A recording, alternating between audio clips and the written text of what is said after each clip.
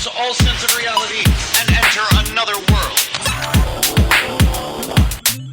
Remember, do not underestimate the power of PlayStation. Beyond. Beyond. What's up, everybody? Welcome to Podcast Beyond, episode 350. I'm one of your hosts, Greg Miller, alongside the pride of Long Island, Colin Moriarty. Greg, let me ask you a question. I had a little situation in the bathroom this morning. I wanted to kind of run by it. Here we go. You know when you're taking a poop and then you're done, you're kind of wiping and cleaning up, but then out of nowhere. Oh, you gotta go again? Second wave. I hate that. Isn't that really just obnoxious? Because I feel like it's a waste of time. The worst is, too, when you get out of the shower and you're like, I gotta poop again. Yeah, that's Howard Stern showers after he poops. Every time? Yeah. Oh, I couldn't do that. I poop too much.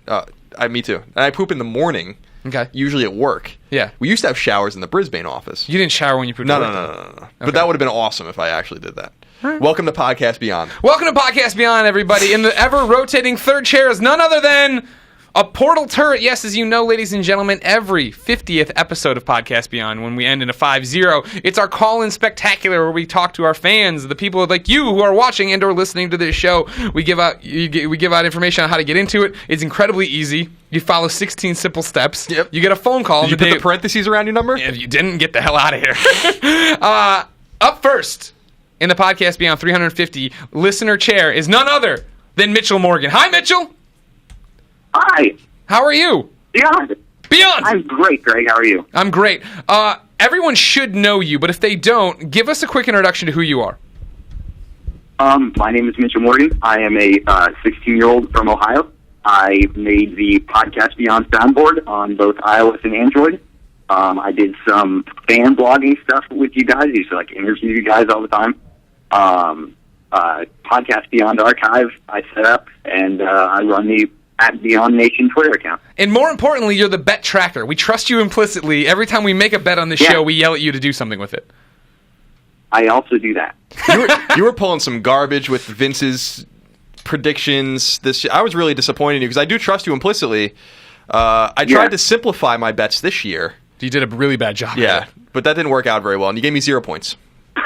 So thanks. I was listening to the show, and I was like, thank God Colin's going to simplify it a little bit. And then your first one had 8 different parts to it. You know how I do? I have to hedge. I have to hedge all day. Well, I would say Mitchell's really one of our essential core listeners. He's been with us for a long time. That's why we put him on first. Yeah, we got to put him on first. Everybody else is calling in with a question, Mitchell. We wanted you to be here from the get-go, from the Roper Report on. Then you can ask your question when we get to listener part, and we'll get you out the rest of the door. But we want you to chime in. We want you to be part of this show. Remember, ladies and gentlemen, Podcast Beyond is IGN's PlayStation podcast. It's the #1 PlayStation podcast on the internet for some reason. Colin just shared staggering statistics. Yeah, we were looking at our own internal numbers. And I want to share this with you guys because we're really staggered and impressed by it, but it also shows you how big the community is. You're not the only one listening to this show, even though sometimes it probably feels like you are. You're the only one laughing at yourself on the bus. In June of 2014, Podcast Beyond was downloaded 722,000 times. Thank you. Thank you so much, everybody. Thank you very much for that. It's audio only. That doesn't count video. Right. Which would add hundreds of thousands more. Because remember, everybody, every Tuesday, Podcast Beyond posts as an MP3. Every Wednesday, it posts as a video on IGN.com, YouTube.com/IGN, and the IGN PlayStation 4 app with a little luck today, Colin. Because it's 350, it's a celebration. I'm trying to get both of these up together, which means I have to leave this podcast and edit like a madman. Well, we'll see how that all works out. Where are you going for lunch? We have a date tonight. Yeah, we do. Well, I'm bailing for sure to go drink with you. Where am I going to go to lunch? I was really thinking about McDonald's. Okay. Will you buy me lunch and bring it back so I can just edit my desk? Yes. Yes. Best friends, I will do ladies that. and gentlemen. That's how the Beyond Nation works. But yeah, just real quick, I Facebooked it and tweeted the numbers or whatever. I want to thank everyone for listening to our show. Yeah. We're really honored and humbled by the support we get for Podcast Beyond, and really... I don't want to... we're almost confused why this show... at least I am, why this show is so popular. We're honored by it. But it's wow, this is a lot of people. It's almost a lot of pressure when you look at these numbers because you kind of think about it in smaller terms, and then you realize, well, hundreds of thousands of people around the world really enjoy this show, and so we are humbled by it every day. Every time we meet one of you guys at a show, or get an email or a tweet or whatever, we really appreciate that. We wish we can interact with you guys more. This is one of the ways we can do that. And as Greg said, episode 400 will be live. Of course. That's how it goes. 50s call-in shows, OOs. Live shows. So what I'm most excited about with 350, like I was with 250 and 150, was that now we are close getting close, about less than a year away from the live episode. And those live episodes are extraordinary as well. Mitchell, you came to 300. Did you have fun? I had so much fun at 300. I do the thing where I turn and start talking to the portal turret like it's really Mitchell, forgetting that the mic is close to us. Are you in there, Mitchell Morgan? Let's begin the show with... here. What? Oh, yeah, I know. We know you're still there. Don't worry. It's okay, Mitchell. It's Okay, cool. Let's begin the show with what is and forever will be the Roper Report. Time for some news. Thank you, Mitchell. I was afraid you're going to let us leave us hanging there. There are 8 items on the list. It was a short week, not literally, but in terms of news. It felt like there was only 2 days of actual news, and then when I went on the blog roll for everything else because of the July 4th holiday and stuff, nothing was happening. Okay, yeah. So it really was like the last 2 days, and then the day before. Sure. July 4th. I see. I think if that makes any sense. Yeah, a little bit. It was a really kind of a roundabout and stupid way to describe what I was saying. But you got there in the end. Well, maybe. Number 1. Last week, PlayStation 3 and PlayStation Vita both reached sales milestones in Japan. PlayStation 3 passed the 10 million units sold mark in its native country, while PlayStation Vita is trucking along with 3 million sold. For context, lifetime Japanese sales of Nintendo's 3DS is 15.7 million.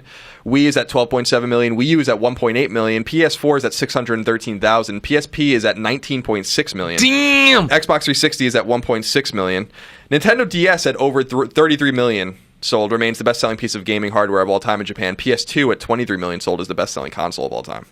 So numbers are still soft, but pretty good. I mean, PS2 to PS3 was a 50% plus drop-off, but still a good number. 10 million sold. There's more devices out there. It's not like how it used to be. It's just a couple systems. Now you got these phones, you got these tablets, you got that Steam box. That's tearing up the charts. Oh yeah, no doubt. I think. No doubt about it. Number 2. This is a weird one. Not a surprising one, but I'm kind of getting tired of this kind of stuff. Number 2, rumor has it that Quantic Dream's underwhelming PS3 exclusive game Beyond Two Souls will be coming to PlayStation 4. Word comes by way of 2 German retailers, Alcom and World of Games, that show a listing for a director's cut of Beyond Two Souls, exclusively for PlayStation 4. I mean, you say underwhelming, but it was one that split the office and I think our fan base too. Yeah. Like, you and I weren't into it. Yeah, but I don't think... commercially it did fine. Sold over 1 million copies. That's still a third or a half as much as Heavy Rain sold, with a much smaller install base. Heavy Rain, I think, was definitively the better game. I agree. I think Heavy Rain's an amazing game. Beyond Two Souls, I really had to force myself to play. Sure. And I think a lot of people felt like that. But you're right. There's always a group of people that like every guy like Naughty Bear, right? Yeah. But there is a pretty sizable group of people that like Beyond Two Souls, and I respect that. Mitchell, did you like Beyond Two Souls? I didn't get the chance to play Beyond Two Souls. Fake Beyond fan. I know. I didn't mean to let everyone down. It's not a big deal. You didn't miss anything.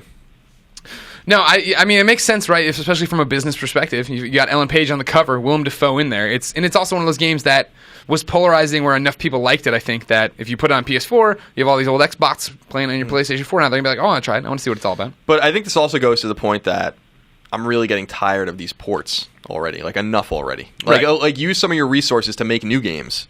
And use PlayStation Now for people on PS4 to play Beyond Two Souls. Isn't it Beyond going to be on there anyway? Isn't that like one of the games that they're talking about? All their first party games. It's just weird. It was cool when God of War came out and Team Eco Collection and all that kind of stuff, but it's just kind of getting. We were part of the problem. We thought those were cool. We said those were cool. Yeah, we were. Then now we're getting more of what we want. It's funny. Sony really started that too. Yeah. And if you really want to be technical, I guess Nintendo started with Super Mario All Stars on SNES, and there was the Ninja Gaiden collection on SNES and stuff. But I mean, in terms of more modern disc-based collections, that was really the beginning, and it just never stopped. Mitchell, is this a cop-out? Do you care? I'm sorry? Is this a cop-out? Do you care? Is it a big deal for you? Do you wish they wouldn't be packaging PS3 games for PS4? I agree with Colin. I think that they should be putting their resources towards more games, but new games. But with The Last of Us, but except that a huge amount of people on the PS4 haven't played that yet. So with games as big as that, I think it makes more sense. But I think that's really what PlayStation Now's for. Mm-hmm. Precisely. It doesn't make any sense. Number 3. This is why you trust them implicitly. Yes. Great minds. Number 3. The rest of 2014 is looking mighty bleak for PlayStation 4 as far as exclusive AAA games are concerned. But the one major game the console is getting, Drive Club, will be getting its own console bundle. Word comes by way of Sony itself, which revealed that a €439 bundle will be coming to Europe and will include the game, a DualShock 4, and a copy of Drive Club. There's no word yet on if this bundle will be available in the US. That's in addition to the Last of Us Remastered bundle That was revealed a week or two ago. So that's cool. If you don't have a PS... Oh God. You killed Mitchell Morgan! I'm more concerned about breaking your glass. Please, it's in a Metal Gear case. Nothing bad can happen All right, to it. well, now it's definitely going to f*** up. Oh, sorry. Oh, there we go. There's the first one. God, I can't... I'm never going to get used to not cursing, Greg. Yeah, you will. Number 4. Yeah, you will. Gearbox Software, the studio behind the Borderlands series, has revealed its new game. It's called Battleborn, which is a terrible name. What? And it will be coming to PlayStation 4, Xbox One, and PC. According to Game Informer, which exclusively revealed the game, Battleborn is, quote, a fusion of first-person shooting and loot-grabbing RPG elements in a living comic book art style, end quote, which sounds a great deal like Borderlands. It's Borderlands. However, the game takes huge inspiration from MOBAs like Dota 2 and League of Legends, which is where I tune out. Yep. Giving it its own twist. Battleborn is being published by 2K and will launch in 2015. But it's a first-person shooter MOBA. Yeah. Interesting. The second you start talking about more online stuff is the second I start tuning out. Mitchell, you're the man on the street. What do you think of this? I've never really been into MOBAs, so I don't really know. It doesn't really interest me that much. But with Gearbox, they totally reinvented with first-person shooters and RPGs with Borderlands 2. Yeah, that's something I didn't know that I wanted. So I mean, maybe a MOBA in first person, I'm going to completely lose my mind over. I'll be interested to see what they have to show with that. Okay, he's holding out hope. That's I do good. trust Gearbox. Oh, yeah, I did Gearbox. like Borderlands a lot. Yeah, Borderlands is good. It's just God, that name though. That's an unfortunate. Battleborn. That's an unfortunate name. Number 5. I'm tweaking Mitchell's knobs.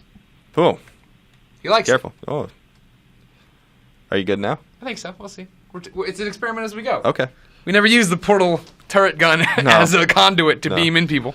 Number 5. Airtight Games has officially closed its doors. The Washington-based developer previously worked on games like Dark Void and Quantum Conundrum before moving on to Murdered Soul Suspect. The Square Enix published game that have failed to attract critical acclaim or commercial success. Our very best goes out to all of those affected by this sad news. I don't know. It's not funny, but it's. We talked about it. They came on up at noon, Airtight, to talk about Murder Soul Suspect, and I asked them, you guys are, I was doing the joking Greg way, oh, you're crazy, and don't you know new IPs don't sell, and and they're like, yep, we do know, and it's terrifying. I was like, to hear them, they knew what was on the line here, and that's what it's, it's sad. You know what I mean? Anytime anybody closes their doors, it sucks, and there's layoffs and anything like that, but I think these guys knew coming in that Murder needed to perform, and it definitely didn't. Yeah, it was an interesting idea. It didn't review well. Yeah. I kind of want to play it, but I don't know if I'm ever going to get around to it. There's just too many other things to play. Number 6. You got all that Doki Doki universe. Oh, yeah, Doki Doki. Danganronpas. Danganronpas. I'll have more on Danganronpa 2 very soon. Number 6. Kotaku has run a series of stories. This is a weird story, by the way. I don't know if you've been following this. Kotaku has run a series of stories chronicling the unraveling of Crytek, the European developer and publisher best known for the original Far Cry and the Crysis series. Apparently, Crytek is out of money and hasn't been paying its employees. All of this is allegedly blown up at Crytek UK, the team working on Homefront: The Revolution. According to Kotaku sources, Crytek UK has essentially stopped working on the game and walked out of the studio. Damn. Over 100 people have reportedly left Crytek in the past few months due to the tumultuous state of the developer. You should go to Kotaku. Guy named Jason Schreier over there is writing some really awesome stories about this, and Crytek is apparently just unraveling. Why unraveling. is Homefront cursed, Colin? I don't know. It's unfortunate. I reached out to Deep Silver to talk about this. Deep Silver is publishing Homefront: The Revolution. Crytek's developing it, and I believe Crytek owns the IP from the THQ dismantling. Yeah. And they said they have no comment right now. But the rumors are, I think, with Kotaku and some other people, kind of just speculating that Deep Silver might just try to acquire the IP and fund it themselves, because the game is. You got to be getting 4 or 5 months away from going gold if the game is really supposed to come out in February or something like that. So, so it's just interesting. It's just fascinating how a studio that big and that prolific with its own engine and high technology and a good series like Crysis, although I don't think Crysis is probably as good as it used to be, according to a lot of people. It's just weird that completely is unraveled for them. They're just out of money.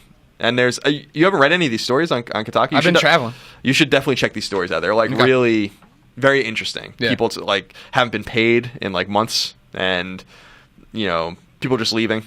Yeah. And it's amazing that they kept it quiet. So props to Kotaku and the Jason Schreier for breaking that story and following up on it, because it's really been very interesting to read about. Now this one broke my heart, Greg. This one's going to break your heart too. I already know what it is.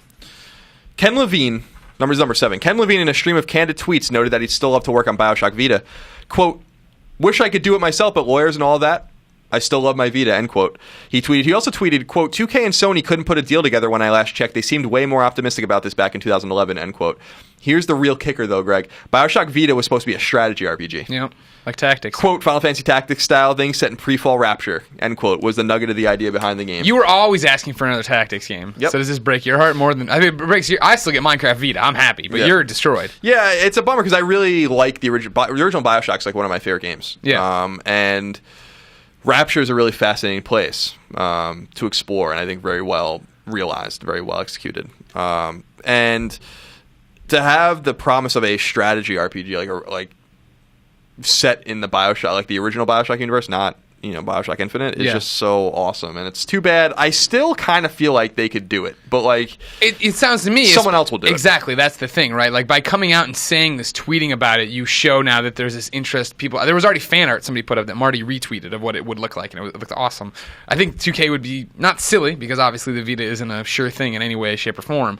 But why not? Especially if you're Sony, you know what I mean? You got this third party, outreach arm you're trying to do all this stuff with. Why not hit up 2K? They still own that license. Get some other talented developers working on a strategy RPG. That'd be awesome. So that was when I read that, I was like, that sucks. I wish you just didn't say anything at all.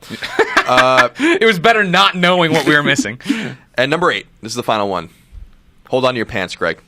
Niche Japanese publisher NAS has revealed that it's bringing 3 more games to the West. These guys just keep bringing these games over. Yeah. So people are buying them, so good for you. The Firefly Diary, a puzzle game, is coming to PS Vita. Is that a spin-off of Last of Us? No. Also coming to PS Vita is the super inappropriate game, Criminal Girls Invite Only. Which one's that? Why is that super inappropriate? It's just like supposed to be like super vulgar. And it was a PSP game. This is like an update of it, and it's like heavily edited. Okay.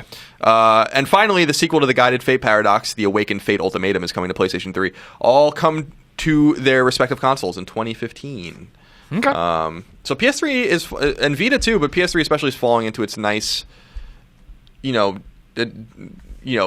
death, basically, where it's just getting like these Japanese final slumber, like where like Japanese games are going to come, just like they with PS2, just like they with PS1, as everyone kind of moves on to these new consoles, and there's still great things to play. But a lot of people tweet and say, I don't need a PS4 yet. There's a lot of, especially they like RPGs. Yeah.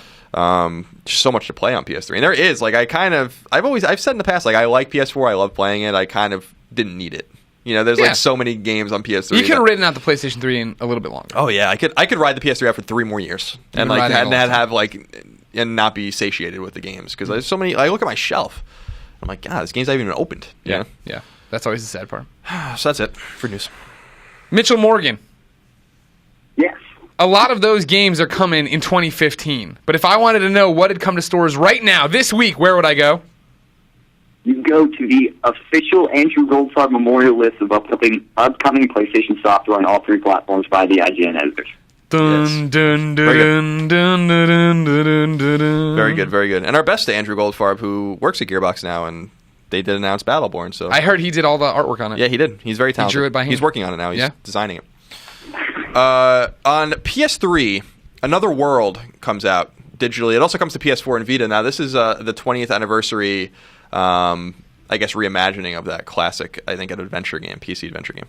But I don't really know anything else about it. Okay. And I'm not really even sure if it's a PC adventure game. Good. Also on PS3, La Tour de France 2014 edition comes out. Is the Tour de France? Yeah. Like riding my bike? Yeah. Does it use PlayStation Move? I wouldn't doubt it. It's not how you normally ride a bike. Yeah, you have to duct tape them to your legs. Yeah, just sit there and run in place. That comes out digitally to PS3. Mousecraft comes out digitally on PS3, PS4, and Vita. Man, I know we have to bleep the curses, but I'll say it anyway. Man, you, PlayStation. Today they tweeted Mousecraft comes to PlayStation 4 Vita, and everyone got excited thinking originally it said Minecraft, and it was Mousecraft. Come on, Sid. What are you pulling over there? One Piece Unlimited World comes out on PlayStation 3 digitally and at retail. It's the only retail game for any PlayStation device this week. And Sacratessa, Kiss of Death comes to PS3 digitally. So pretty soft a week, Greg. Yeah. But that's okay. There's plenty of other things to play. Yeah, there's like plenty of Resogun. awesome things to do. Yeah, And you got that Resogun's Resogun DLC. still. Speaking of Resogun, Greg Way, Mitchell Morgan's really good at that, and Mitchell Morgan happens to be the first caller to call in for Podcast Beyond episode 350. So, Mitchell, we're now to the part of the show where we're going to let the kids ask the questions, talk to you, reminisce. What's your question? Okay. My question is, do you guys think that Project Morpheus can truly revolutionize the PlayStation 4 and the gaming industry as a whole or is it doomed to fizzle out like the PlayStation Move did? I think it's a much better idea, but again, it's a derivative of another idea. Right, And, Oculus. I think VR is really cool. I think VR could be the future. Like I've said before, when I played Valkyrie at E3 last year, so 2013, that was probably one of the most mind-blowing experiences I've ever had in gaming. It really worked, and it was really cool. But, like, it's an investment. People have to make games for that device. It's now hardware on top of hardware, so not only do you have to own PlayStation 4, then you have to own this thing, too. There's a lot of steps. I think that it could work if there's compelling reasons for people to actually pick one up. And you could compel people to spend a lot of money to pick something up. But Eve is really the only thing I've seen so far that was, like, really... that I've played personally, that was like really, really cool. The other samples that we've played, like Sony London's thing, it's cool. Yeah. But what is the game? I'm not going to buy it for like these immersive experiences. I'm buying it to play games. So my answer is maybe. I think it's got a better chance actually than PlayStation Move. Mitchell, put it in your bet booker. I say doomed to fizzle out. I think it's got a better chance than PlayStation Move for sure, but it's in the same vein as PlayStation Move where it's... I mean, we were talking about lifetime sales of consoles, right, and all this other stuff, and how there's this drop-off, it seems like, as there's more and more and more to take up your time and energy, whether it just be the internet or be a different device. I think putting out a PlayStation 4 and then not having the Morpheus in the box immediately dooms it. I think that no matter what, the people who go out and pick up the Morpheus are going to be in such small numbers that, again, it'll be a huge, not a huge launch lineup, 10, 12 games at launch that use Project Morpheus and that are awesome, or in the middle of the road, and then you'll see it all drop off again, just like PlayStation Move. Because all the developers, third parties, are going to sit back and go, how's this going to do? And it's going to do like PlayStation Vita. It's going to do like PlayStation Move. It's going to do hardcore numbers. People who watch this show are going to be excited for it and buy it, depending on price. But then the general consumer, are they really going to rush out and get that? I think that's a really tough sell. Yeah. I think that as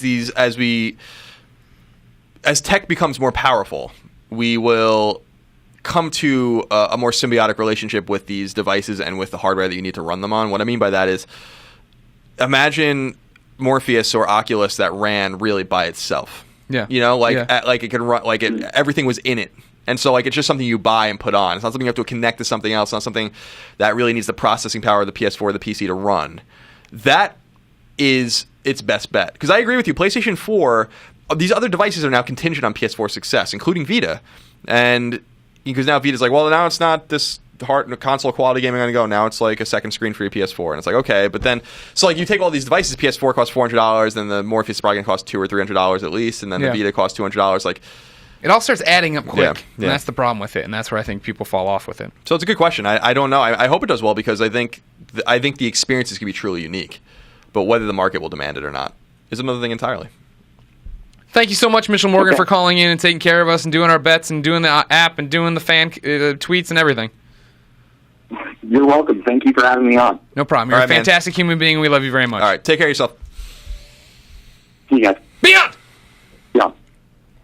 What a nice young man that guy is. He's a good kid. He's a real good kid. All right. Whoa, we're getting static. All right, Oh, dear. The portal turret's upset. Star 6-7. I know. Thank you very much.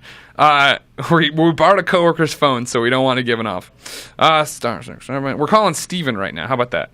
Did you know any good Stevens, Colin? Do I know any good Stevens? My sister's best friend is Steven. Your sister's best friend's a boy. Yep. I tell you what, your parents were letting their guard down. Played hockey with a guy named Steven. He was a really good goalie. I can't remember if I put on speaker or not. I put on speaker, right? I put on speaker. I don't know. I don't either. Nobody really knows. Gosh darn it. Beyond! Hi, Steven. How are you? I am well. How are you? Good. I'm much better now that this worked. I wasn't sure. We had a whole bunch of trouble calling Mitchell Morgan there. I'm glad it's working for you. Steven, thank you for writing in. Your favorite game on the PlayStation platform is Burnout Paradise. That's an excellent pick. Is it? Yes, it is. It is. What, is it? What do you mean? You don't like Burnout? No, Burnout's fine. I'm just saying it's Uncharted, The Last of Us. Sure, but Burnout Paradise. Steve, are you in the tundra? Steven's calling from an airplane. It is very choppy. The voice is very choppy here. The voice is very choppy. I don't even know what the hell that means. Yeah, I can barely hear you guys. Oh, is this better? Yes. All right. We're going to keep holding up with our Metal Gear case. Steven, what's your question? My question was, what do you prefer? A game that you can 100% or platinum and toss out, or something that you can play for hours and hours and hours, like I played Burnout Paradise? Ah, there you go. It's all coming back around to Burnout Paradise. Yeah.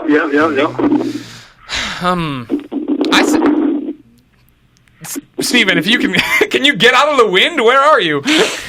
I am not in the wind. Then you just Stop breathing on the mic then so hard. All right, that's better. Thank you, Steven. For me, I say 100. I say platinum and throw away. Yeah, I think that I agree with you generally. I think there are certain games like Shatter or Super Stardust or Resogun that are awesome in perpetuity, and you go back to them. Yeah. And Resogun especially was a game I platinumed and actually put away, and then the DLC came out, and I'm playing it again. Right. I like those kinds of games too. Sound Shapes is another good example of that. But yeah, generally I like to complete a game. For me, yeah, I think it's also, we're in a different spot than I think a lot of viewers and listeners are, right? Where we beat a game and then we have to move on to the next thing. So we're part of the conversation. We know what's happening. Like I always go back to the fact that if I didn't work at IGN or in the video game industry, right, like I would probably still be playing DC Universe really hardcore. But the fact that I'm not, I like the fact that I can play through something, be done with it, and move on, right? There's an end to Child of Light. There's an end to Valiant Hearts. I can play these games, be done with them, and move on. Valiant Hearts, man. Did you start it? I beat it. Oh, nice. Okay, great. I love that game. I love that game. I still haven't beaten it because I went away. It's fantastic. Yeah. Okay, great. So yeah, for me, it's in and out. I like to get it done with. Steven, what's it like for you? You love Burnout, but do you like a game that you can platinum and be done with, or do you like something you have to stick around with? I like to get my money's worth. I think the $1 an hour is ideal. Okay. So 60 hours a game. Another game that I played a lot was Borderlands 2. Played all that DLC, the entire game, all the characters, and obviously got my money's worth. I bought it 2 times because my Blu-ray drive in my PS3 died, so I had to buy it digitally. I wasn't going to pay $150 just for my Blu-ray drive when I could just get stuff digitally, you know. The future's now. Yeah, the future is now. All right, well, Steven, give me Beyond before you go. Beyond. And one more thing. Yeah. Could you give me a happy birthday? My birthday's happy tomorrow. birthday, happy birthday, Steven. There you go. Very happy birthday. Thank you very much. No problem. You take care. You have a great day. You too. All right, bye. Bye-bye. What a nice man. Who is this giant man? Oh, I got the stat again. Shut up, Portal Turret. You want to talk about PS4 exclusives, Colin? Sure. All right, we're going to call him I always love to talk about PS4 exclusives. Where are they? That's the major question. I'm only kidding, Scott Rhodey. Don't be mad. Oh, you're just leaving Shuhei out, Nicole. Shuhei, don't be mad either. Shuhei and Scott, don't be mad. They're nice guys. They don't get mad. All right, here we go. Colin Michael. Back away from the turret slowly and hope it works.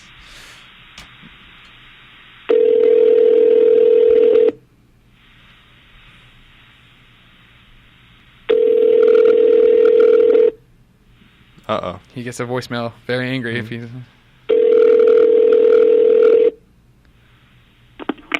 Hello? Beyond!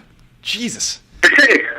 What? Jesus what? I'm what? You're so loud. That's what you're supposed to do when you yell Beyond. Don't get on my case about it. Hey, Michael, how you doing? Hey, how's it going? Good, man. What's up? Where are you? What's happening? Just hanging out at work, you know. Where do you work? Up in Seattle. Where in Seattle? What do you do? What do I do? I work for Disney, actually. I manage, or I help admin all the users that you see, people that log in. On Disney.com or what? ESPN.com, ABC.com, Disney.com, DisneyInfinity.com. So when I logged in to watch Girl Meets World, the pilot episode, it was you had something to do with that. Yeah, if you were logging in to watch DisneyChannel.com and you couldn't do it, I could help you out. No, I logged in great. Don't worry, it's great. Me and Comcast got it together. Did you greenlight Girl Meets World? Yep, I can do that for you. Okay. I will greenlight everything. Excellent. Michael, your last name's Kessler. That's a villain in Infamous, so I didn't want to call you to begin with, but then I came around because your question was good. How are you? Hello? Michael? Oh, no! Kessler got us in the end. Is it you or is it him? I don't know. How do you tell? I don't know. I know, phone man. It still says, oh, called him right back. So there you go. I don't know what the hell's happening anymore. Kessler! Hello. Kessler! I made it. What did you do? I had to go down the elevator. That'll do it. Yeah, so it's him. Your fault. You Yeah. screwed up the show, not us. Big mistake. Huge mistake. Click. Yeah, well, I was trying to get to a call room, and then they were like, oh, call rooms are full, and I was like, okay, I'm going to go down the elevator, and then the first elevator was full. I'm like, this is not working. No, we understand. Thanks for letting us call you back. Michael, what's your question? My question was, in your opinion, which PS4 exclusive slated for release in 2015 will score highest on IGN's review scale? Oh, that's a good question. Are we I'm going to ask Colin a question. Okay. Are we counting No Man's Sky in this? I don't think that's really an exclusive. So then we're... Okay, good call. I mean, that's... No, good call. Good call. So then we're talking about Uncharted? Uncharted, Bloodborne, everybody's Order. gone to the Rapture. The Order? The Order. That's probably pretty much it. Yeah, I'm writing down. I mean, there's others, but I mean, that's probably the biggest four.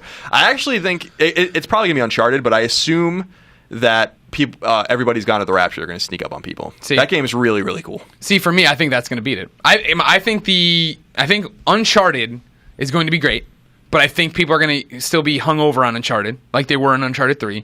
And I think even though it's going to look great, they're going to say it's too formulaic, it's doing too much, or it's deviated too much from what we love about Uncharted, blah, blah, blah. It's not what we expected. What's that? You okay? Kessler, are you okay? Did the first Sons find you? Sound like a dead drop. John. No worries. I don't know. I think, maybe Bloodborne might be cool, but we haven't seen much of it. But the way Colin described it on the D3 review, I don't know if it's going to be Dead Souls or Dark Souls with a little bit more speed in it. I'm pumped. I don't know. I mean, that is what it is. I mean, that's definitely what I saw it extensively, like 45 minutes of it, and that is what it is. It is Dark Souls, but it is a little faster. Yeah. And it looks really cool. And that's all I ever wanted out of that series. Like I've said before, all I wanted was a little speed, a little arcadiness. Sure. Not Ninja Gaiden, not Devil May Cry, but more like, not so stiff. And Yeah. so I think Bloodborne's going to be cool. I think The Order is going to be good because they got some extra time. That's what they needed. But I still say, everybody's gone to the Rapture, I'm going to say. That's what I think too. I think that's going to come out and be the little darling. You know what I mean? That people are. It's going to tell a great story and it's going to be interesting. It's going to push this. What are you smiling about so much? I was just thinking when I saw that game behind closed doors. Yeah. And saw like a 20-minute demo of it.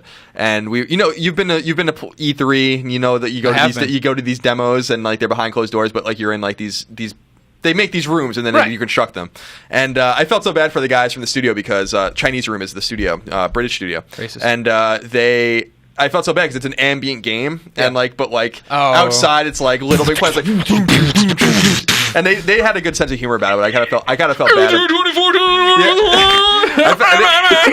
I felt bad for them. Like it sucks. Like I can't hear the game. And I was talking to some of the producers afterwards. Deb Mars is one of the people that's working on the game. Yeah, and, Deb Mars knows her stuff. And Deb Mars is awesome. She obviously is largely responsible for the production of games like Fat Princess and Escape Plan. Yeah. And we won't hold that one against her. And Escape Plan's awesome. And they all had a really good sense of humor about it. But I walked out of that room really impressed with that game. Yeah. Really, it's in the 80s. I think I said this before. Like I never thought about the name. Like everybody's gone to the Rapture as like the Rapture, like the biblical Rapture. I don't know why I just never thought about it that way. Oh my God, Kessler, what is happening to you? Is that a clown horn? So anyway, I would keep an eye on that. The game. Disney cops are after him. They know he's leaking secrets about Disney.com and Watch Disney. Great. Thanks, Michael, for your question. Cool. Thanks for being a fan. We love you. All right, Beyond. Beyond, thanks for your support. Bye. Bye. Did you just cut him off in the middle of his bye? In the middle of bye? He said, wait, one more thing. Sounded They like, found me. it sounded like a clown horn. Like It did. It's a guy dressed as Pluto, and he's arresting him right now. Pluto the cop. There is no due process when you work for Disney. Throwing them. Right to the gas chamber. Telling our girl meets world secrets. We're calling McKinley. McKinley. Yeah. Named after the general or the president? I think McKinley in Wet Hot American Summer. I won't yell so loud today. Hello? Beyond. Beyond. Beyond. Yeah, see, thank you, McKinley, for carrying the weight around here. Colin's getting on my case about yelling too loud. How are you? I'm very good. How are you? I'm excellent. Your favorite game is Little Big Planet Vita. A fine pick. Huh. Oh, thank you. Thank you. Very good game. Yeah. Were you... so wait, your first name is McKinley? Yes. Are you named after the president? No, I'm actually named after Muddy Waters. Muddy Waters? His name... Yeah. Okay, just making sure. Really? Singer. Yeah, All no, right. I know who Muddy Waters is. I just I want to make sure I heard you Very cool. correctly. I like that name. You have a good name. Strong Thank name. you. Now, I just want to warn you guys really quick. The caller, the service where I am is absolutely terrible. Okay. So there's a good chance we might get cut off. We just had a guy get arrested by Disney cops, so don't worry. Like you'll be fine. If not, we'll call you back if we need to. But for first part, then just get to your question. How about that? Guys, still there? Yes. Oh my God, McKinley, we're still here. Are you there? Well, Oh man, we were vamping too much. We vamped too much. We had too much fun. hello? Hello, Uncle Leo. Uncle Guys. Leo? I just like hearing him curse. Hello? I was hoping there'd be more like, what? God, I can't believe I screwed this up. My entire life's been leading up to this. What was that one? It's weird the What phone was that guy, that automatically voicemail? Like, you Yeah. Oh, wait. sorry. Those are the old days. Hello? Hello. Hey. Hey, your question, quick, McKinley. Basically, the line of my question was, since you've been at IGN, how have you changed, and how has IGN changed? Ah, okay. Thank you. that's a good Now you question. get to stick around, but if you get cut off, I'm not calling you back. I love you very much, beyond and such. Well, I mean, like, you know, I've been here 7.5 years now. Colin, I mean, do you count your internship when you talk about it? No. No? So you've been here 7 years. It'll be yeah. 7 years next week. Congratulations. Thanks. Well, we love you so much. Thanks for Thank sticking you. around. Thank you. I think You're that- welcome.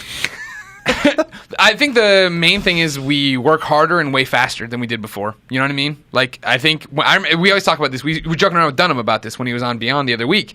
The fact that we used to take 3-hour lunches. You'd be like, all right, let's go because there was nowhere to eat in our office park, so you'd get into everybody's car and you'd go to the mall to buy games you needed to review, but then you'd also bum around the mall and eat food and like eat in the food court and Yeah, that was BS like, go or to whatever. Target. Yeah, go to Target. Oh, I need some things.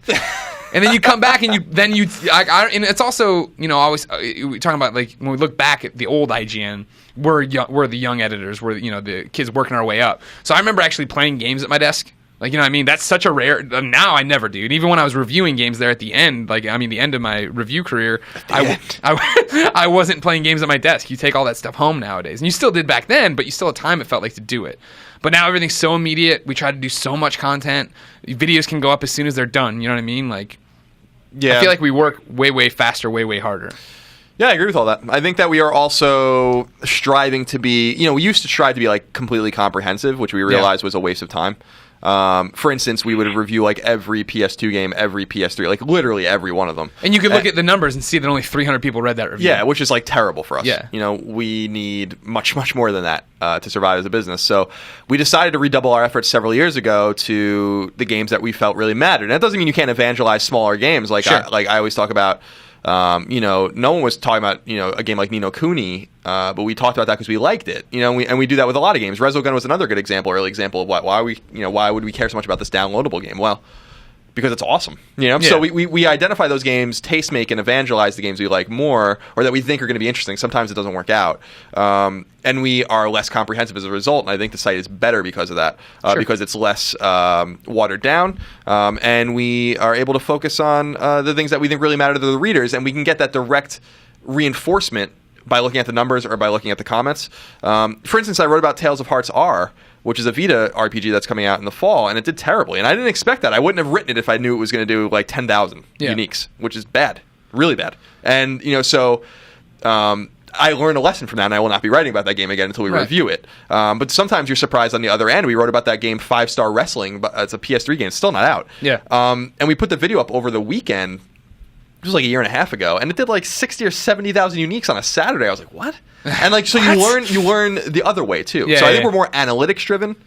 I think we look at the numbers. I think we listen to the fans, and I think the site has improved as a result. And you I try also to be smart about your time, right? Yeah, like, exactly. We have a limited thing. We used to have bigger teams too, more people, more. Like there was 4 guys on PlayStation that's all they thought about. So it was easier, I think, to try to cover everything. Right. But as the markets change, we have to change. And we tried, right? Like I know that there was a bit of a when PSP was dying before Vita. I mean, we had to have a conversation with the readers to be like, we're not covering PSP anymore. And I know that sucked for people. We're not, reviewing games. PSP games are still coming out. Yeah. End of Serenity just came out a couple weeks ago.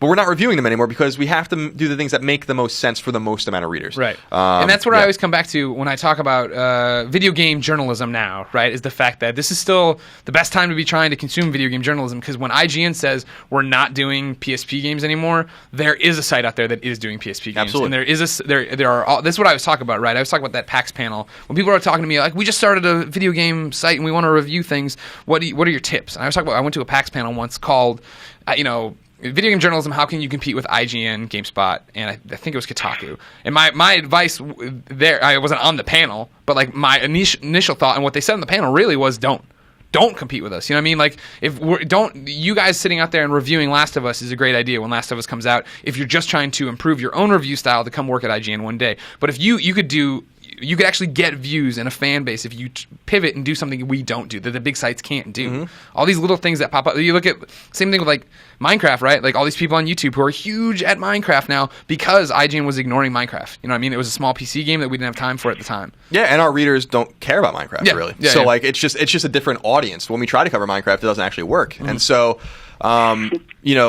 which is interesting because we really do have a hardcore console-based audience and PC-based audience.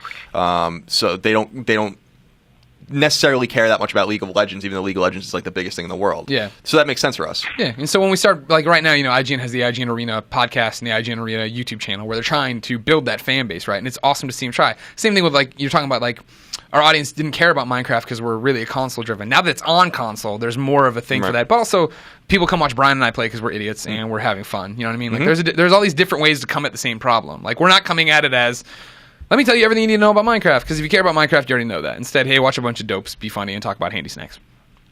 So that's a long answer. Yeah, so it's changed a lot, but it's gotten more focused.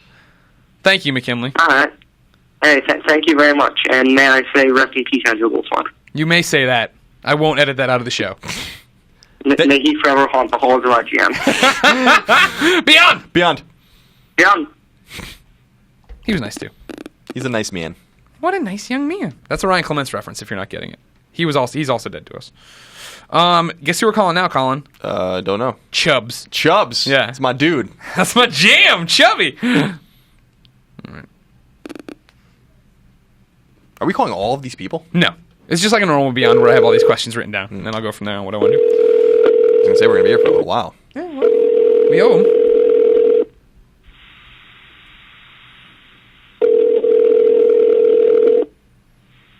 Don't screw this up, Chubs. Chubs. Why would you Chubs is taking a dump similar to the one I described at the beginning of the show. Hello? Beyond! Oh my God, Beyond! Hey, Chubs, how are you? I'm good. We want to tell you what a great name you have. Yeah, did your mother name you Chubs? Oh, no, okay, so you said pen name? Like, you were like, use real name or pen name, I don't care. So I was like, oh, that's a nickname my brother and his friend gave me when I was little, so I was like, I'll just have fun with it. So that's a nickname. A pen name would be more like Mark Twain, for instance. Oh, okay. What if Mark Twain wrote as Chubs? Huckleberry Finn by Chubs. Chubs, how old are you? I'm 20 right now. Oh, okay. How nervous are you? Kind of nervous. Like, I just got out of my bio class, so. How's that going? What'd you learn about the throat? No, we watched a documentary about evolution versus creationism. Oh God. Oh, you're watching documentaries. They're cashing it in. Yeah. Phone this one in. What is you're in college? Yeah, I'm in college. What's your major? Is your major science based? No, right now I'm doing computer science, but bio is required for general education, so yeah. Yeah, those Gen Rex. Bio's rough, man. Chubs, your favorite PlayStation game is Ratchet & Clank, Up Your Arsenal. What's your question for Beyond 350? My question is, after doing all this journalism and following the news of video gaming, what PlayStation news has gotten you the most hyped up or excited just throughout all these years? My example was PS4 becoming $399, and that set the internet on fire. Sure. That's a good question. I mean, That's recently, a really good question. I mean, we said it at E3 when we were doing the live show, the pre and post show for the conference, for the Sony conference, that the only time I got really, truly excited the entire day was when they showed Uncharted 4. Yeah. You know, where I was like, yes. Yes. But the last time I ran around the office excited was when Mega Man 10 was announced. And I don't know if you remember that, but I was like, oh my god, I was like the roof. Mega Man 9 was exciting enough. When they did another one, I was through the roof. That was the last time I was really just couldn't wait to play the game. Yeah. Yeah, I mean, for me, it would be. I mean, we're talking about PlayStation announcements. I've never seen an E3 conference. Did you spit water all over the table? I had a little cough. Well, now you got to watch the video version of Podcast Beyond. I just spit water all over the table. Don't mind. I'm just gonna kind of take off your shirt and clean it up. I'm gonna do one of these. Yeah, that's a good one. There it is. Yeah, I mean, there was no E3 conference like the one, not this past one, but last year, right, where Sony came out and was like, everything Microsoft just said is BS, and we're doing the exact opposite, and the way the crowd reacted. In terms of games that have gotten me excited, it would probably be Ghostbusters. That was literally waking. The PS3 one? Yeah, the announcement of it. Remember, Game Informer just had that awesome black cover with the logo on it, and they announced that was it. We had no idea it was coming. There was no leak on that. That was a Game Informer logo. Yeah, there was no tease from companies we were about to find out about that. Because a lot of times with Game Informer reveals, right, they have the exclusive, so we know about them coming up. But this one came out of the blue. There was an email chain. Nate Ahern and I got in a fight on the email chain about who was going to review this game. I was like, you bring in your Proton Pack and movie-accurate outfit tomorrow, and we'll see who's going to... Stupid Nate. Stick to that. So yeah, for me, it's the PlayStation 4, KO, and Xbox One at E3 last year, I guess. Math's hard. And then, yeah, the Ghostbusters thing. Cool. Thanks, Chubbs. Thank you. What stands out for you, Chubbs? What was the last thing you were over the moon for as a video game announcement? I think it was 2012 E3 where they showed the Last of Us demo, and I was just floored. I was like, oh my god, yes, that's exactly what I wanted from just the trailer they showed. I think it was 2011. So yeah, that was awesome for me. Cool. Yeah, I agree. By the way, that was still one of the great demos of all time. Yep. Live demos. Yeah, drop the controller. Bruce Staley, the badass. Chubbs, thank you so much for your time, and thanks for being a fan. Yeah, thank you. Okay, thank you. Beyond. Beyond.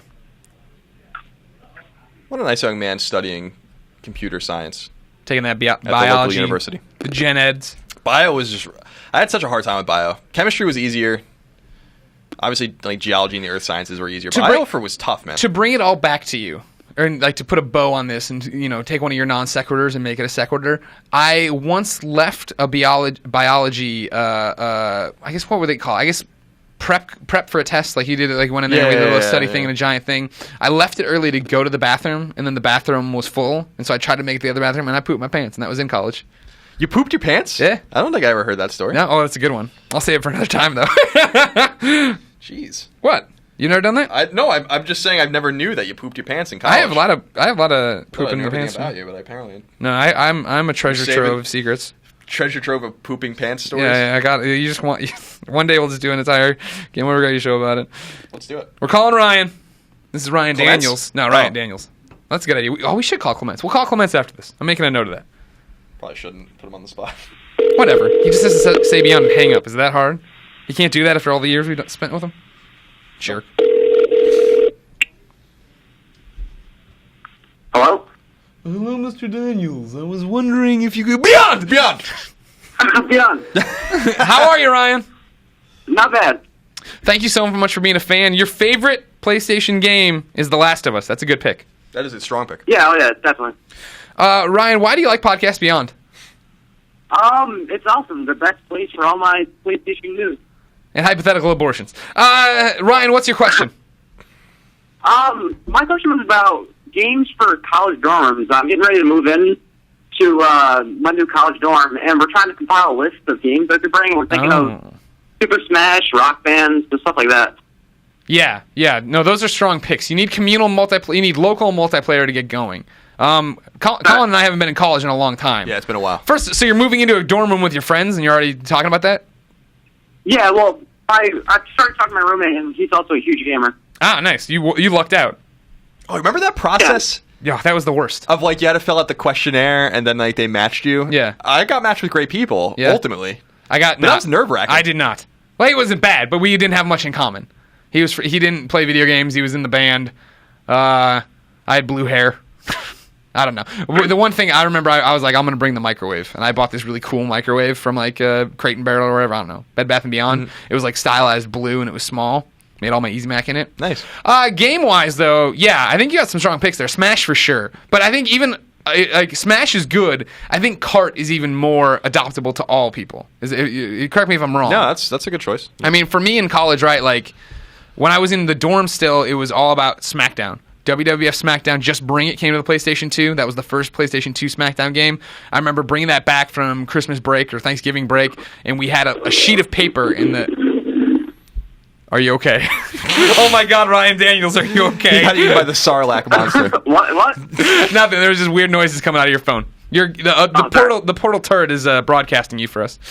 Yeah, for SmackDown, we all got super into it and had a little piece of loose leaf paper with like the record for everybody fighting each other. So that was good. But then when I moved off campus and we had a house, we had a GameCube, and that's where we all played. What are you doing, Colin? Just rolling my sleeves It's up. taken you like 5 minutes. I've been rambling, and you're just like perfectly doing it. Anyways, it takes time. Toadstool Tour, Mario Golf Toadstool Yeah, Tour, GameCube. Mario Kart Double Dash, Animal Crossing, where you could all be in the same village at the time. Those were the ones those were the jams. May I suggest to go the other way and bring only single-player games with you like I did so that no one bothers you? I played actually a lot of Xbox early in college and played a lot of Rainbow Six 3. Which is a great multiplayer game to play on Xbox Live. But I agree with all those choices. I also think if you have old school consoles or access to old school consoles or just a Wii and you go on Virtual Console, it's always fun to have just Mario, Mario 2, USA Mario 2. Things like that to kind of hand around the controller and play those kinds of games as well. If the people around you can appreciate those old games. Yeah, the big thing for me in college was when I play games, I'd leave my door open. And so even if it was single player, people would walk by, see something, come in and watch and sit down. And I remember that's when Grand Theft Auto 3 came out. That was the big jam. Or wait, it would have been Vice City. Vice right? City, Yeah, yeah. Vice City, sorry. Well, no, you were in college when yeah, I did. 2001. No, yeah, it was 3 in Chatterbox. And people would sit there and want me, they would beg me just to drive around and listen to Chatterbox because it was so funny. Laszlo doing his thing. Then we'd beat up hookers. Yeah, I mean, you have to do that if you're playing Grand Theft Auto. This is a formidable time for you. I used to leave my door open too, but I'd be playing games like Final Fantasy Tactics. Yeah, and people come in and I'd be like, what the hell are is you this? doing? I'm like, This don't is worry about it. Get out of my garbage. room. Have fun You know in what? college. I didn't invite you in here. Get out of here, Ramon. So yeah, where are you going to go to school, Ryan? I'm going to Central Connecticut State. Central Con. Are you from Connecticut? Yeah. Okay. I'm from Old Saybrook. It's right across from the town. Nice. I had family living in Windsor for a while. Knew some people. I like Connecticut. It's a very nice, tranquil state Is it? that you kind of just drive through to get to Massachusetts. They got them Huskies. Yeah. That's their big thing. Well, it's UConn's thing. Yeah. It's also Northeastern's thing. Yeah, but you guys, you're not as popular. No, definitely not. But We're better. We're better school, but other than that, yeah, it's no big deal. What was that, Ryan? Can I ask one more question? Just a quick one? Yeah, sure. What's up? All right. Don't curse. All right. I was... What did you say? Don't curse. No. I always had a problem with Greg saying that Joel was the bad guy in The Last of Us. Spoilers, Because- everybody. Everybody, we're walking into The Last of Us. Oh, yeah. Spoiler. If you're, jump Sorry. ahead a little bit. Go ahead. But I want to know if you were in Joel's position and Colin were in Ellie's position, would you make the same decision that Joel made? Yeah. Colin you save me? Colin wants... No, I would let Colin die. Because I know that inside of his deformed head is the secret to saving humanity. Yeah. Somewhere in there. Yeah. I don't And know how you're going to get it out. It's all gray matter, but yeah. Well, I don't know. That's not my job. That's their job. They'll figure it out. But that's the whole thing. Colin would die an American hero, a world hero, the savior of humanity. He would like that, and I would tell a story. And we'd have so many YouTube videos to remember him fondly. That's the thing is like with everything that's up on YouTube and IGN of Colin, we could very easily make him an AI, and then he'd be with us forever, just a grumpy computer in the portal turret. Grumpy computer. That sounds about right. Yeah. All right. Thanks so much, Ryan. Thanks, Ryan. Good luck at school. All right, thanks. Study Bye, hard. Beyond. Yeah. All right. We're running out of time already, Colin. Can you believe it? Wow, really? Yeah, it's up to we're doing our hour. It's 12:30. I want to get this thing up and get it over. Chip. So here then, I'm gonna run it. I'm gonna let you pick one. All right. All right. Tell me just their favorite games. Oh, Doctor, that's a good one. All right, so Hotline Miami. Well, that's interesting. Metal Gear Solid 3. Yeah. Metal Gear Solid. Persona 4 Golden. Far Cry 3. Got a lot of young people. Yeah. Here, this is an older one. Suikoden. Oh, okay. Resogun. Okay. Mass Effect 2. You want to get? You want me to keep going? Resogun. Let's call Resogun. We're calling Resogun. That's a strong choice. Whose name is Mike Van Wyck Sr. Hold on. Sorry, I got to change my numbering here. Put a 9 there. We called 9 people? No, wait, hold on. That's 8. I crossed off one. You don't even know what the hell you're doing. You're just writing things on a piece of paper. Is the camera on? Hello? Uncle Leo? All right, star 6. Jerry. Hello. All right, here we go, Mike.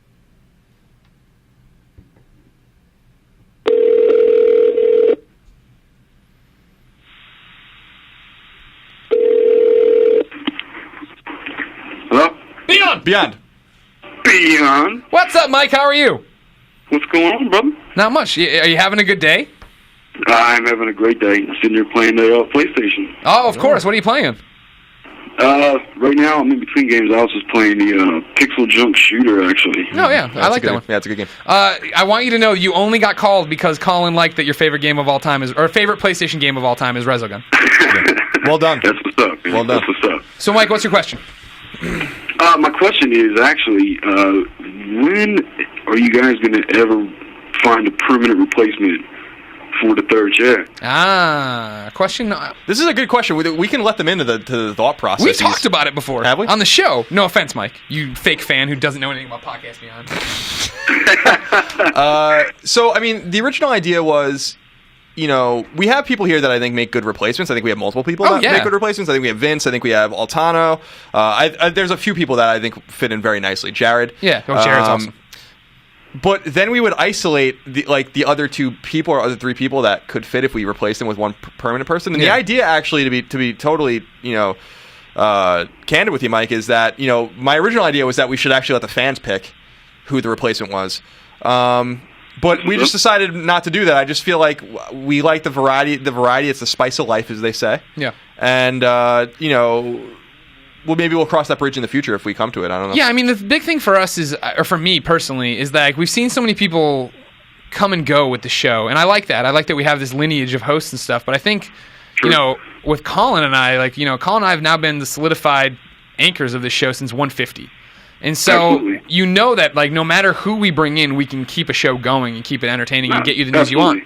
And so my thing is, so now it's a fewfold then, is that first off, I want to make sure people at IGN have a chance to be on this show. You know what I mean? I think that if we solidify it down, then we're locking people out. You know what I mean? Like, we have so many new editors now, and since there are no teams and there isn't that much turnover in terms of who's on the podcast, I don't want it to be that Jared never gets... I mean, Jared would have never been on the podcast, right? At least not as much as he's been. There would have been, I'm sure, one time or another to come on.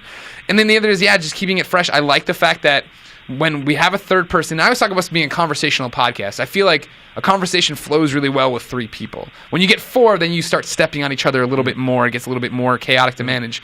I want to make sure we have a thing there where everybody can have a voice and get in here and have something to do with it. Yeah, I mean, have you ever watched the Game Over Greggy show where Nick just interrupts everyone? I watch it all, absolutely. Yeah, Nick just interrupts everyone.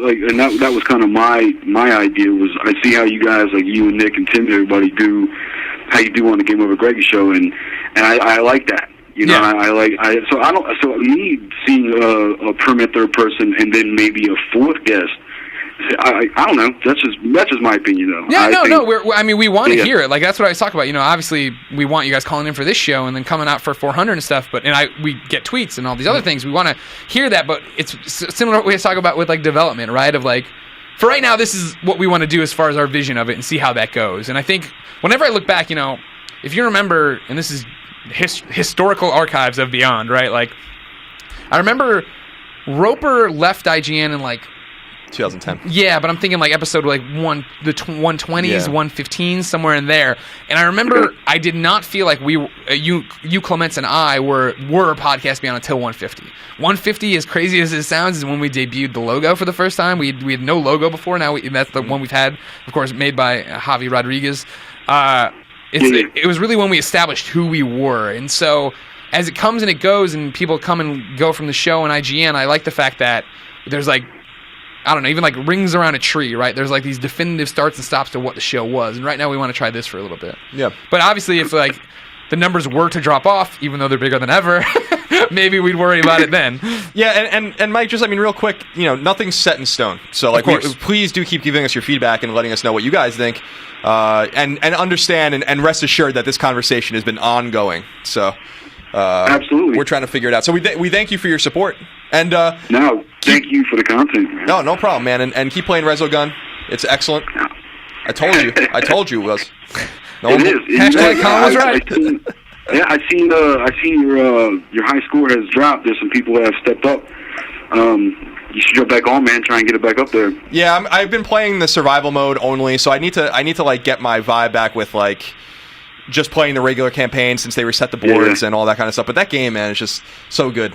So it is. It's the best. And that is why you were selected, because that's the game that stuck out to me on that favorite game list. So thank you for your support. We appreciate it, man. Thank you. All right, Beyond. All right, see you later.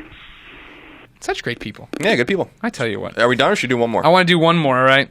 This is Haysom. Rudy Giuliani, is that one of the names on there? Oh, no, that's okay. If Rudolph Giuliani was on this, that would be amazing if Rudy Giuliani Oh, we never call Clements either. We can call him. He can do a lead into wrap up. He probably won't even answer his phone like a jerk. All right. We could call Goldie, too. No, he's dead to us. Oh, okay. He's actually in San Francisco this week. He was wondering if he's going to make... He's like, oh, when are you recording? I'm like, we didn't even invite you on the show. Don't try to get up in my piece.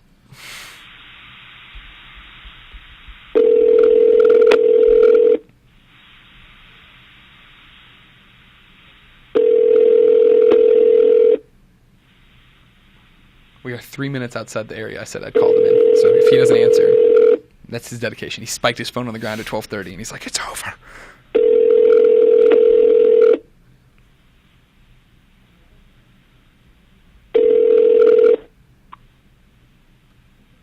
Please leave your message for Jerry Silvera. That's not the number I get. That's not the name. Hold on. You should just leave the voicemail anyway. Hello, Jerry Silvera. I was under the assumption your name was Haysom Ali, so something's gone wrong. But if you like PlayStation and/or stories about pooping, you should probably listen to Podcast Beyond every Tuesday as an MP3 on IGN.com and iTunes, and then get the video on IGN.com, YouTube.com/IGN, and the PlayStation 4 IGN app every Wednesday. Beyond. All right. Should we try one more from the community? Let me see the rest of the games here. There you go. Hi guys, it's me, Greg Miller. Thanks for watching. We love you. Justin Honeycutt's favorite game is Hannah Montana. Yeah. I respect that. Let's do BioShock. All right. Jacob Robinson. Here's to you, Jacob Robinson. I can't find you on the list. I'm kind of stupid. Thank you. Oh, okay. He was tagged to come up before, so now it's all coming together. I guess he's 10, actually. Vamp, say something. So this is Podcast Beyond. It's a podcast about video games, specifically about video games on the PlayStation platforms. PlayStation is a subsidiary of Sony. The original PlayStation came out in Japan in 1994. It was launched in the West in 1995.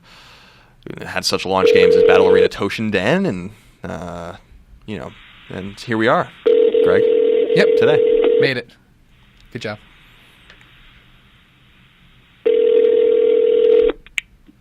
Hello? Beyond! What's up, Jacob Robinson? How are you? I'm great. How are you, Greg? I'm good. Colin? Here's to you, Jacob Robinson. Oh, we're on the same page. Yeah. I thought I was already doing that, wasn't I? Or was that just in my head? I think it was just in your head because it was in my head, too. No way. Really? Maybe. I edit this video. I'm going to rewind it. Maybe. I will be incredibly creeped out if I didn't sing that when I was getting ready to call him. You have no inner monologue. Hey, Jacob, how are you? You having fun? Good. You're on the show. Great. You made it. Were you worried you weren't going to make it? I was, because it's like on the East Coast, so it's like 3:35 over here or something. So. Where are you at right now, Jacob? Right now, I am at my home in Indianapolis, Indiana. Oh, okay. Nice. Home of the Colts. Yes, that's true. That's true. And the Pacers. You're close to Chicago, so you could go to a Portillo's. There's even a Portillo's in Indiana. You should go.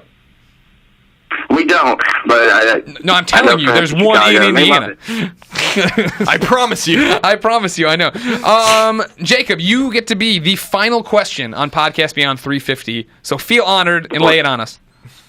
All right, so my question is, what is your most underappreciated game from the PlayStation 3 generation? And what I mean by underappreciated is maybe not a game that scored well with reviewers that didn't do too well, but you still played it and you still loved it. So what is each of yours underappreciated game? I'm going to deviate, because you said it, and then before you gave the reviews, I'm not familiar with the reviews on this, but my answer is Calling All Cars. Criminally underplayed. That was a great game for local multiplayer, because I remember that was the first... when I was working here at IGN, I didn't own a PS3 yet, because they were way too expensive. And so that was the first one that I would bring home with me, and me and Micah and I would sit there and play it with our other roommates, and just sit there and play nonstop. And then when online finally went, we'd go and play online, too, and stuff. And it was simple, yeah, but it was fun, it was colorful, it was funny. And the problem was, not maybe necessarily a problem, but the story there and why I think it's criminally underplayed is the fact that PlayStation 3 just did not have the install base. And so by the time it came around, there were so many other games to play, I think it was overlooked by a lot of people. And now the servers are offline, so it's only a multiplayer thing if you ever want to do it. Local multiplayer. Yeah. I don't know, a few games come to mind, but I think Shatter is probably the biggest example of a game that I think is super special and really, really, really fun, and probably one of the best soundtracks in any game ever. And it's just a brick-breaking game that really puts that whole genre, that subgenre, that Arkanoid breakout kind of thing on its head. And I think that game's extraordinary, and I wish which is the developer of the game, would make a sequel. They said that they kind of insinuated they would, and then they just disappeared. Yeah. Yeah, I would say Shatter. I still think that's arguably the best PlayStation Network game. Up there with... of all time, up there with Resogun, up there with Stardust. So yeah, that's my choice.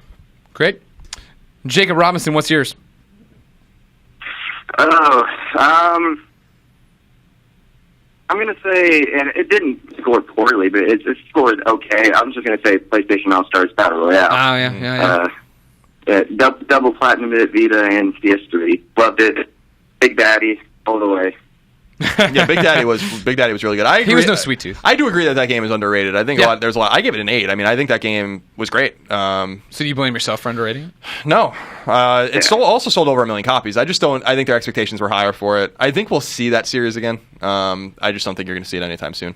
And I think it was just compared too often to Smash Brothers. I think it really hurt it. Which is an amazing game. Smash Brothers is an amazing game, but I also think that they're different.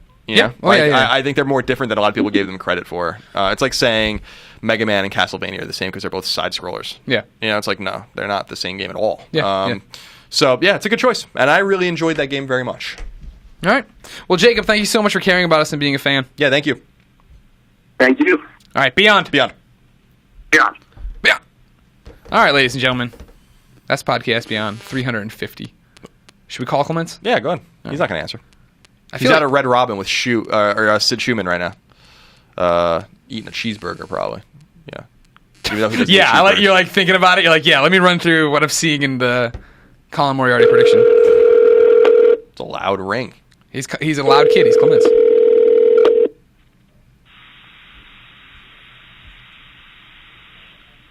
Hey, brother man. Hey, Ryan Clements. You're on Podcast Beyond, episode 350. How are you? Yo, man, Beyond. Beyond, how you doing, brother? Doing well, brother. How are you? Nothing. We were just reminiscing. Colin is here. We got a portal turret up here running the call board for us. We just wanted to say hey, say we miss you, we love you. Oh, thank you guys. I miss you guys too and love you too. Ah, great. It's like the best lunchtime surprise.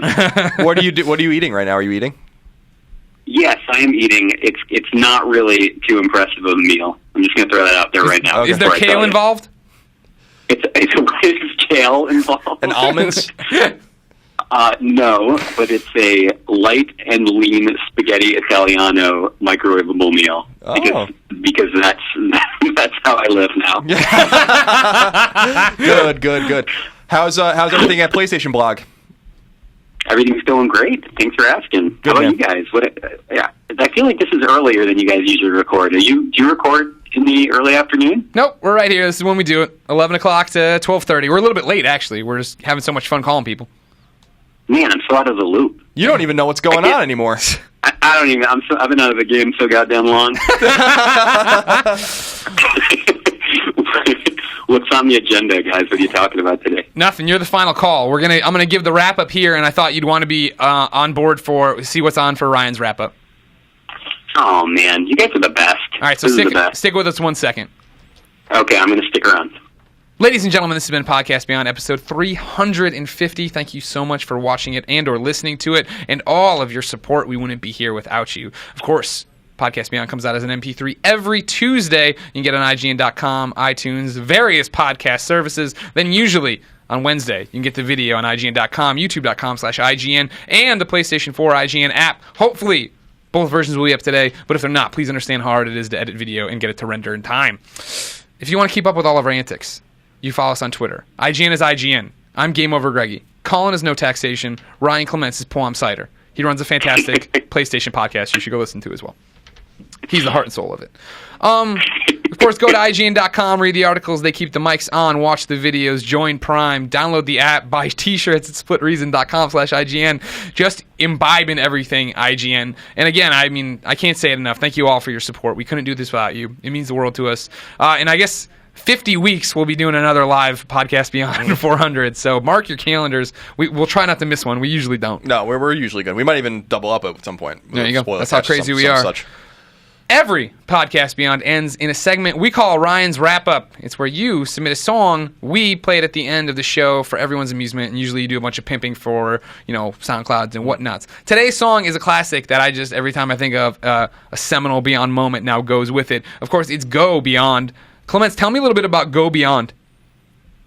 Oh man, that was the one we played last time during our Beyond 300. Right. It debuted at Beyond 300 with a beautiful music video that you will see here in a second, animated by Panda Musk, and then the song, of course, is a Danny and Tori joint. Yeah, I do got to say though that I don't want to take any credit for this one because this was truly a Panda Musk and Danny collaborative venture. At no point did I give you any credit. No credit was given to you at any point. I'm just you named the segment after me. So well, yeah, because when you left, we named a segment after you, and for a long time you had gotten them. Shut up. Nothing's changed. Ladies and gentlemen, this has been Podcast Beyond, episode 350. Thank you for putting up with every one of my flubs. Beyond. Beyond. Beyond. If I were young, I'd run without stopping. Cherish my days. If I were you, I would count all my blessings. And if you were here, we would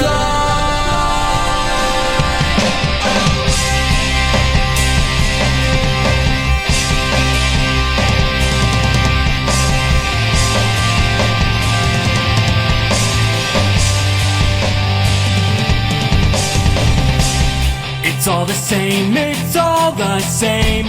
We're getting bored out here. Our own expectations fall away, lest we be forced to face that fearful shadow of all the things we wanted for ourselves. Ambition, gathering the dust to turn upon a shelf.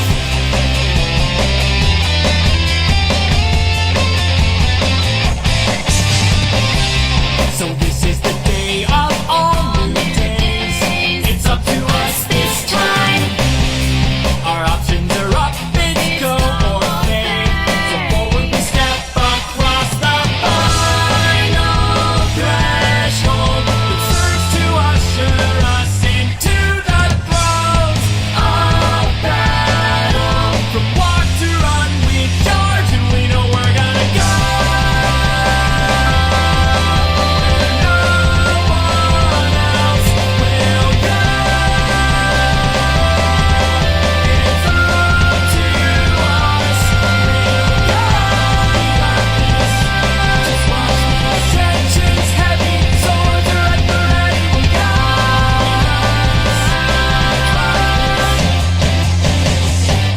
know we gotta go.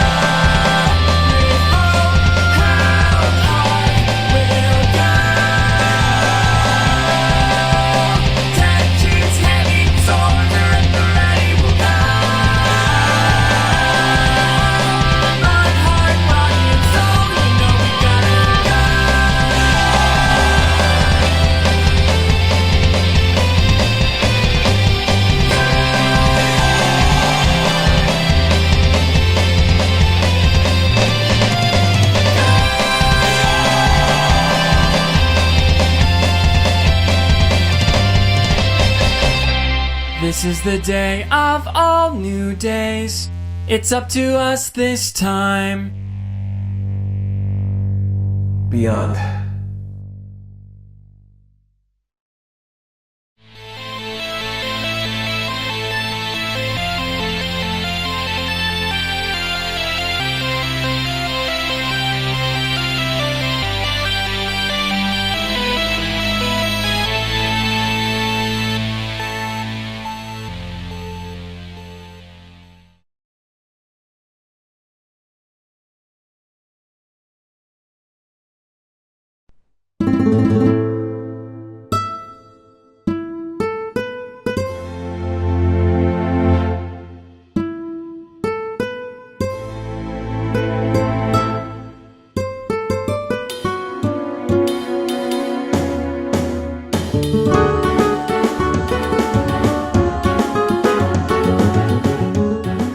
Hi, I'm Nathan Drake, and I wear Panda Musk. Keeps the ladies coming back for more. And me.